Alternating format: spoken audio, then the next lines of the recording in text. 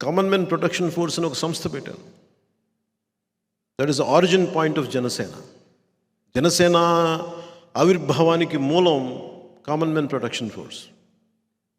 అది ఏ పరిస్థితుల్లో పెట్టాల్సి వచ్చింది అంటే,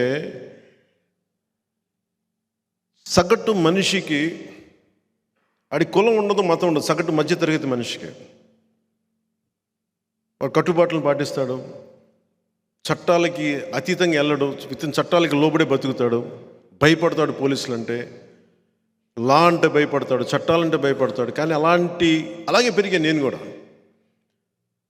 ఒకసారి నా కష్టాలు ఎలా ఉన్నాయంటే, నేను తెచ్చిపెట్టుకున్న కష్టాలు కాదు అవి, నా కష్టాలు లేవు. నిజంగా చెప్పాలంటే నేను తెచ్చిపెట్టుకుని అరువు తెచ్చుకున్న కష్టాలు నాయన్నీ. బంగారం షూటింగ్ చేస్తూ ఉంటే నా ఒళ్ళోకి ఒక వడ్డెర కులానికి చెందిన ఒక వ్యక్తి ఆ పక్కన రాళ్ళు కొడతా తన బిడ్డ ఇట్లా అయిపోయాడని చెప్పి మొత్తం ధనుర్వాతం వచ్చేసి బిగుసుకుపోయింది. ఆ బిడ్డ ఒక 4 ఏళ్ల బిడ్డ నా ఒళ్ళో పడేసాడు. అన్న ఇతన్ని చెయ్యను. నా ఏడుపు వచ్చేసింది. ఎందుకు సినిమాల నుంచి దూరం అయిపోయానంటే, నేను సినిమాలో ఎప్పుడు ఆనందాన్ని చూడలేదు. నేను ఎప్పుడు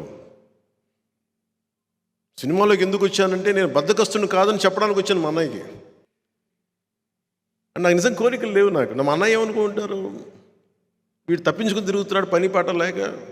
మా అన్నయ్య ఒకటే మాట అన్నాడు, నీకు చిరంజీవి నీ తమ్ముడు కాకపోతే నువ్వు ఇలాగే ఉంటావురా అని అడిగాడు.